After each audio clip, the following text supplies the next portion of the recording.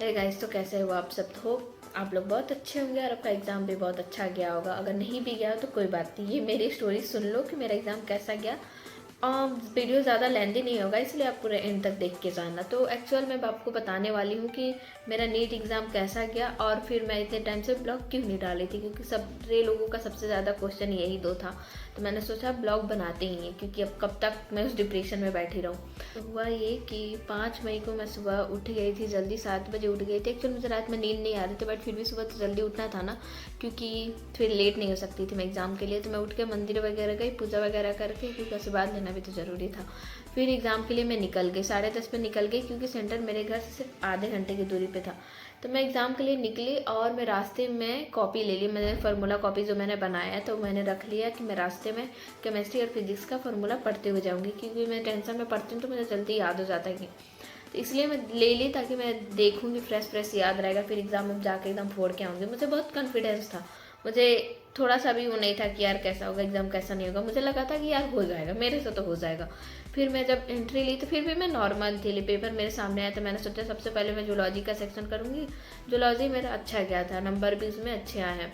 और जब बॉटनी का सेक्शन आया तो मुझे बॉटनी थोड़ा सा टफ लगा था, पता नहीं क्यों। मैंने इतने अच्छे से बायो का प्रिपरेशन किया था, बट फिर भी मुझे थोड़ा टफ लगा और मुझे लेंथी भी लगा, जिसमें मुझे बायो का सेक्शन ही करने में मुझे 1 घंटा लग गया था। तो मुझे ऐसा डर सा लग रहा था, टाइम देख रही थी, क्वेश्चन देख रही थी, क्योंकि फिजिक्स और केमिस्ट्री का पता नहीं मेरे को थोड़ा सा ट्रिकी लग रहा था। तो फिर मैं केमिस्ट्री करने बैठी तो केमिस्ट्री मेरा सही चला गया, चलो ठीक है। फिर मेरा फिजिक्स का टर्न आया। मुझे पता नहीं क्यों बहुत टाइम लग रहा था क्वेश्चन करने में। पहले टेस्ट में कभी मेरे साथ ऐसा नहीं हुआ था। वहाँ पता नहीं मैं सोच नहीं पा रही थी लिटरली। मतलब नॉर्मल फार्मूला पे भी, अगर डायरेक्ट फार्मूला पे भी अगर कोई क्वेश्चन था ना तो मेरे दिमाग में आ नहीं पा रहा था। या तो मैं ज़्यादा टेंशन कर रही थी, या मुझे मेरे हाथ ऐसे काँप रहे थे कि मैं अब क्या करूँ, मुझे तो कुछ नहीं याद आ रहा है। 5-10 मिनट तो मेरे साथ ऐसा ही हो रहा था। फिर मैं थोड़ा पानी वानी पी के खुद को शांत की कि अब तो करना ही है भाई, कुछ भी हो जाए, टेंशन हो, फार्मूला नहीं याद है, करना तो है ही पेपर। फिर मैं फिजिक्स का सेक्शन कर ली। मेरा एकदम 5:20 जब टीचर ऐसे पेपर लेने आ रहे थे तब तक मैं उमार भर रही थी। उसके बाद तो मैंने पेपर दे दिया। जब मैं बाहर निकली तो मम्मी पापा खड़े थे, ठीक है। मम्मी बाद में मेरे को ऐसे बताई कि तुम्हारा चेहरा एकदम उतरा हुआ था। मुझे नहीं पता क्यों, मैंने तो पेपर अच्छा किया था, क्योंकि मैंने जितने क्वेश्चन किए थे अगर उतना सही होते तो मुझे तो कॉलेज मिलता था। लेकिन ऐसा कुछ नहीं हुआ। मैं घर आने के बाद भी जब मैं पेपर मैच की ना,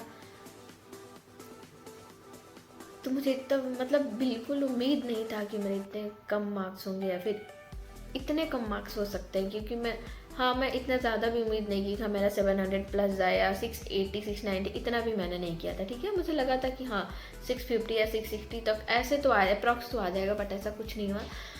और अब मैं बताती हूँ मेरे मार्क्स कितने, एग्जैक्ट तो मैं बता नहीं सकती। मैं बस इतना बता सकती हूँ कि जितने भी मेरे मार्क्स आए हैं उतने में मुझे MBBS कॉलेज तो नहीं मिलेगा, लेकिन थोड़ा सा दूर दूर तक नहीं मिल सकता। और मेरा मन है कि मैं MBBS ही करूँ। और रही बात कि मैं अब आगे क्या प्लान कर रही हूँ, तो मेरे में इतनी हिम्मत नहीं है कि मैं अब ड्रॉप ले सकूँ, क्योंकि आप एक बार मेंटलिटी बना लेते हो ना कि हाँ इस बार आपका हो जाएगा, और नहीं होता है तो फिर बहुत दुख भी होता है। और फिर ऐसा हम सोच नहीं पाते कि यार अब ड्रॉप ले, अगर फिर नहीं हुआ तो फिर क्या करेंगे, क्योंकि जितना आप ड्रॉप लोगे ना उतना आपको तकलीफ़ होगा अगर नहीं होगा। तो मुझे इस बार लगा था कि हाँ हो जाएगा। और मैंने प्लान भी कर रखा था कि एग्ज़ाम के बाद मैं कैसे कैसे वीडियो बनाऊंगी, कैसे आपकी हेल्प करूंगी कि मैंने क्या क्या किया था, बट ऐसा कुछ हुआ नहीं। मेरे मार्क्स हाँ इतने भी बुरे नहीं है, बुरे तो बिल्कुल भी नहीं है, ठीक मार्क्स आए। घर से तो मेरे को किसी ने कुछ नहीं बोला, क्योंकि सबने देखा था कि हाँ मैंने पढ़ाई किया था। मेरे टेस्ट के नंबर भी वैसे मम्मी वगैरह जानते थे, तो उनको पता था, सबको लगा था कि हो जाएगा, बट नहीं हुआ तो कोई बात नहीं। और रही बात ड्रॉप लेने का, तो मेरे में अब शायद इतनी हिम्मत नहीं है कि मैं ड्रॉप ले पाऊँ, क्योंकि यार सेम चीज़ बार बार पढ़ना, और फिर एक बार वो दिमाग में आ गया ना कि इतने मेहनत करने के बाद भी नहीं हुआ तो क्या भरोसा है कि मैं ड्रॉप लूँ और फिर मेरा हो जाए।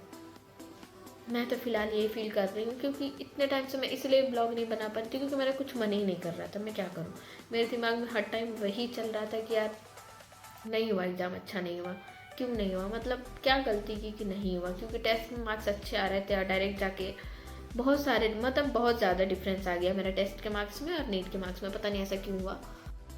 फ़िलहाल तो अभी कुछ फाइनल नहीं है कि मैं क्या करने वाली हूँ। घर वाले ने मुझे टाइम दिया है कि तुम सोच के बताओ कि तुम्हें क्या करना है। उन्होंने बोला जो तुम बोलोगी वही करेंगे, क्योंकि ज़बरदस्ती हम तुम्हें ड्रॉप नहीं दिला सकते, क्योंकि ड्रॉप दिलाने के क्या फ़ायदा जब तुम कर ही नहीं पाओगे। फ़िलहाल तो मेरा मेंटली मैं इतनी परेशान हूँ, इतनी परेशान हूँ कि मुझे नहीं समझ आ रहा मैं क्या करूँ। कभी कभी तो ऐसे रात में नींद ही नहीं आता सोच सोच के कि यार क्या होगा अब आगे, क्योंकि मुझे लगता है मैंने अपना जितना मैं मेहनत कर सकती थी मैंने उतनी मेहनत की थी, शायद उससे थोड़ी ज़्यादा कर ली थी, बट फिर भी नहीं हुआ। तो आप लोग थोड़ा सा एडवाइस दे दो मुझे कि मैं क्या करूँ या मुझे क्या करना चाहिए। फ़िलहाल तो मेरे को नहीं लगता मैं अब ड्रॉप लूँगी। बाकी अब देखते हैं, जो भी डिसीजन फाइनल होगा मैं आपको बताऊंगी। अभी कुछ बातें चल रही हैं लेकिन मैं अभी आपको बता नहीं सकती क्योंकि वो कंफर्म नहीं है। तो मैं सोचती हूँ एक बार कंफर्म हो जाए फिर मैं आपको बताऊंगी। मैं 10 दिन में बताऊंगी आपको कि एक्चुअल में मैं क्या करने वाली हूँ। करना तो मुझे MBBS ही है, मेडिकल लाइन में कुछ करना, उसके अलावा मैं कुछ नहीं कर सकती। और ड्रॉप लेने का तो ये भी मुझे अभी कंफर्म नहीं है क्योंकि शायद मैं अभी उस चीज़ से बाहर नहीं निकल पा रही, इसलिए मुझे लग रहा है कि मैं अब नहीं कर सकती। तो अब देखते हैं आगे क्या होता है। थैंक यू सो मच मेरे ये ब्लॉग को एंड तक देखने के लिए। और फिलहाल तो आप मुझे सपोर्ट करिए। मैं चाहती हूँ मैं कुछ दिन ब्लॉग बनाऊँ ताकि मैं कहीं तो बिजी रहूँ यार, मतलब कुछ तो करूँ मैं। ऐसा वेल सा लग रहा है, ऐसा लग रहा है डिप्रेशन में ही ना चले जाए, एकदम पागल जैसे घूम रहे हैं घर में। तो क्या बोलूँ, कंफ्यूज हूँ।